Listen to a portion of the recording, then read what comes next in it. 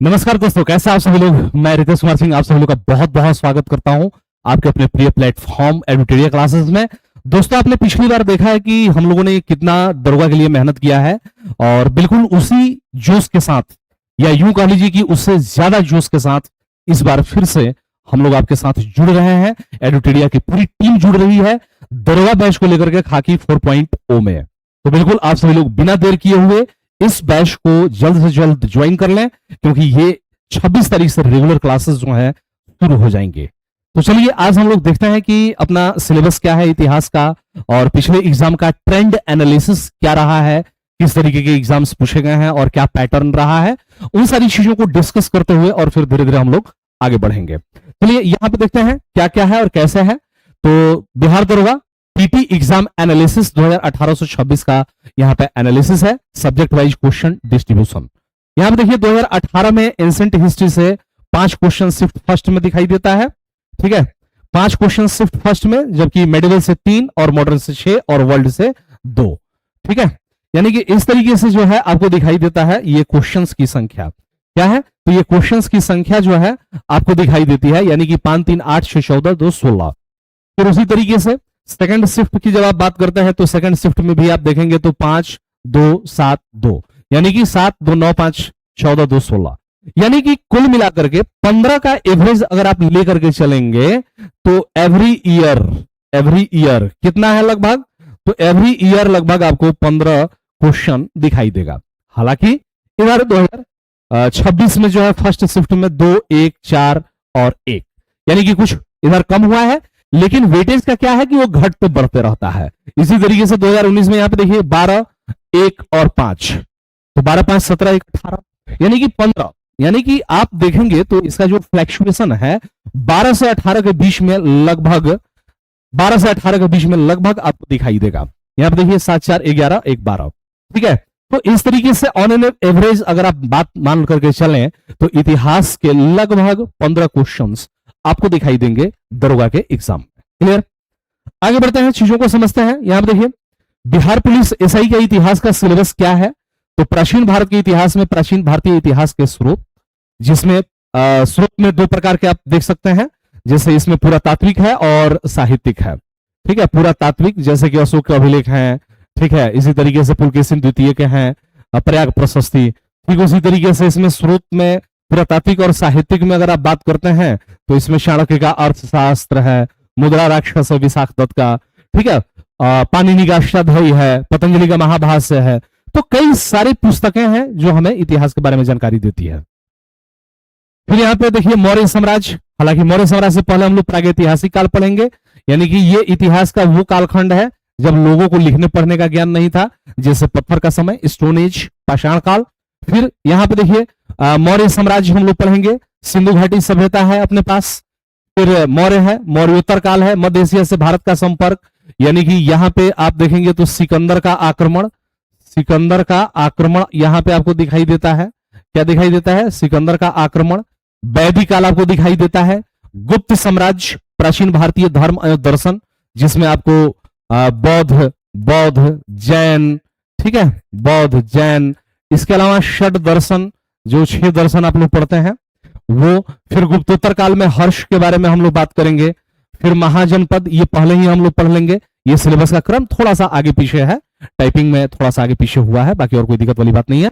दक्षिण भारत का इतिहास है, ये हम लोग साउथ इंडिया में जैसे चोल, ठीक है, चोल, पल्लव, ठीक है, पल्लव, राष्ट्रकूट, ठीक है, राष्ट्रकूट, ये सब हम लोग पढ़ेंगे हम लोग क्रम से। सिलेबस में थोड़ा सा आगे पीछे है टाइपिंग को लेकर के, बाकी हम लोग इसको क्रम से पढ़ेंगे। मगध साम्राज्य, ये भी हम लोग पहले ही पढ़ेंगे, ठीक है। और ये जो है अपना पूर्व मध्यकाल का समय है, यानी कि प्री मेडिवल पीरियड का समय है। तो इन सारी चीजों को हम लोग विस्तार से पढ़ेंगे। अब गुप्त काल में आकर के देखेंगे तो समुद्रगुप्त को क्या कहा गया है, तो समुद्रगुप्त जो है वो भारत का नेपोलियन है। क्या है ये? तो भारत का नेपोलियन, ठीक है, भारत का नेपोलियन कहा गया है। क्या कहा गया है? तो भारत का नेपोलियन इसको कहा गया है। चलिए आगे बढ़ते हैं। यहां देखिए मध्यकालीन भारत के इतिहास में उत्तर भारत और दक्कन क्या है, तो उत्तर भारत और दक्कन यानी कि 3 साम्राज्यों का युग, ठीक है। इसके साथ ही साथ जब आप आगे बढ़ते हैं तो सल्तनतकालीन शासन व्यवस्था यहां पे दिखाई देता है। उसके पहले भारत पर तुर्की आक्रमण यहां पे दिखाई देता है। क्या दिखाई देता है? तो भारत पर तुर्की आक्रमण, ठीक है, अरब आक्रमण, ठीक है, कौन कौन सा है? तो अरब आक्रमण और तुर्की आक्रमण है। फिर दिल्ली सल्तनत कालीन व्यवस्था है। ये राजपूत काल जो है ये हम लोग पूर्व मध्य काल में ही पढ़ेंगे। क्या करेंगे? पूर्व मध्य काल में ही पढ़ेंगे, ठीक है, पूर्व मध्य काल में पढ़ लेंगे। फिर दिल्ली सल्तनत हम लोग पढ़ेंगे।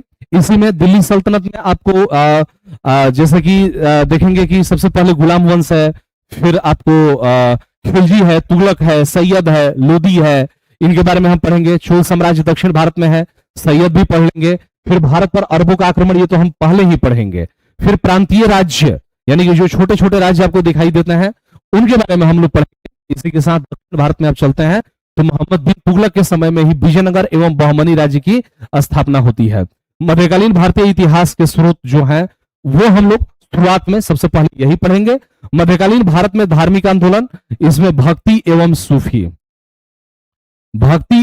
सूफी आंदोलन को हम लोग पढ़ेंगे। क्या पढ़ेंगे? भक्ति एवं सूफी। मामलुक सुल्तान, ठीक है, ये मामलुक सुल्तान यानी कि गुलाम वंश। मुगलकालीन इतिहास के स्रोत हम लोग पढ़ेंगे। क्या पढ़ेंगे? मुगलकालीन इतिहास के स्रोत। फिर ये खिलजी गुलाम, ये हम लोग पहले ही पढ़ लेंगे, तुगलक और मराठों का उत्कर्ष। और मध्यकालीन भारत के अंत में आपको क्या दिखाई देगा? तो मराठों का उत्कर्ष दिखाई देगा। तो ये एक मध्यकालीन भारत का कंप्लीट टॉपिक है जिसको हम लोग यहां पे डिस्कस करेंगे, ठीक है, और इसको हम लोग विस्तार से क्लास में पढ़ेंगे और एक क्रम से पढ़ेंगे। फिर आधुनिक भारत का इतिहास, उत्तरकालीन मुगल सम्राट, भारत में यूरोपीय व्यापारिक कंपनियों का आगमन, जैसे इसमें आपको कौन दिखाई देता है? वास्को डी गामा दिखाई देता है, जो 20 मई 1498 को भारत आया। बंगाल पर अंग्रेजों का आधिपत्य, अंग्रेजों के मैसूर से संबंध, सिख और अंग्रेज, कंपनी का अधीन गवर्नर जनरल, अंग्रेजी शासन के विरुद्ध महत्वपूर्ण विद्रोह, 1857 का महान क्रांति, भारत का स्वतंत्रता संघर्ष, महत्वपूर्ण तथ्य, भारतीय धार्मिक, सामाजिक एवं राष्ट्रीय आंदोलन से संबंधित महत्वपूर्ण संगठन एवं संस्थाएं, और भारतीय राष्ट्रीय आंदोलन से संबंधित महत्वपूर्ण आंदोलन एवं घटनाएं भी अपने को दिखाई देती है। फिर इसी के साथ भारतीय स्वतंत्रता आंदोलन के प्रमुख वचन एवं नारे, स्वतंत्रता आंदोलन से संबंधित प्रकाशित पत्र पत्रिकाएं एवं पुस्तकें, भारत के महान शहीद, कांग्रेस अधिवेशन कब और कहां और कैसे हुआ, क्या क्या महत्वपूर्ण बातें हैं, भारतीय प्रेस का विकास, ब्रिटिशकालीन आयोग, समितियां, उपाधियां, प्राप्तकर्ता एवं दाता, भारत की ऐतिहासिक लड़ाइयां, प्रमुख राजवंश, संस्थापक तथा राजधानी, सामाजिक सुधार अधिनियम, मुस्लिम सामाजिक धार्मिक आंदोलन और संगठन तथा महत्वपूर्ण टॉपिक्स। हर बात समझ में? ये हम लोग देखेंगे। बिहार पुलिस एसआई सिलेबस में विश्व का इतिहास की अगर बात करते हैं तो इसमें पुनर्जागरण, प्रथम विश्व युद्ध, अमेरिका का स्वतंत्रता संग्राम, चीनी क्रांति, फ्रांस की राज्य क्रांति, तुर्की, इटली का एकीकरण, इटली में फासिस्टों का उदय, जर्मनी का एकीकरण, जर्मनी में नाजीवाद का उदय, रूसी क्रांति, जापानी साम्राज्यवाद, औद्योगिक क्रांति, द्वितीय विश्व युद्ध और इंग्लैंड में क्रांति। ये सारी चीजें कहां पे दिखाई देती है हमें? तो ये सारी चीजें हम लोग इसमें विश्व इतिहास के सेक्शन में हम लोग पढ़ेंगे। विश्व इतिहास किसमें पढ़ेंगे? विश्व इतिहास के सेक्शन में हम लोग पढ़ेंगे। क्लियर? विश्व इतिहास के सेक्शन में आगे बढ़ते हैं। बिहार दरोगा फाउंडेशन बैच खाकी 4.0 बैच की सामान्य विशेषताएं इसमें क्या आपको दिखाई देंगी? तो इसमें 450 घंटे से ज्यादा की लाइव क्लासेस जो है ये आपको इसमें मिलेगी। प्रीलिम्स प्लस मेंस दोनों के लिए ये बैच उपयोगी होगा। लाइव कक्षा के बाद रिकॉर्डिंग क्लास उपलब्ध होता है और दैनिक A4 साइज क्लास नोट्स 48 घंटे के अंदर उपलब्ध होता है।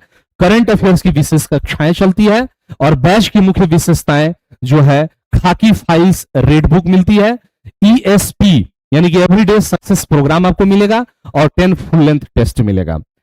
और कोर्स की मुख्य विशेषताएं आप देखेंगे तो इसमें क्या है? तो कोर्स की मुख्य विशेषताओं में खाकी फाइल्स रेड बुक यहां पे आपको मिलेगी। प्रत्येक विषय पूरा होने के बाद उसे पूरे विषय के कंपाइल नोट्स, ठीक है, और महत्वपूर्ण MCQs जो है वो आपको प्रोवाइड कराए जाएंगे। पिछले वर्ष में उसी विषय से पूछे गए PYQs, प्रीवियस ईयर क्वेश्चंस उपलब्ध होंगे।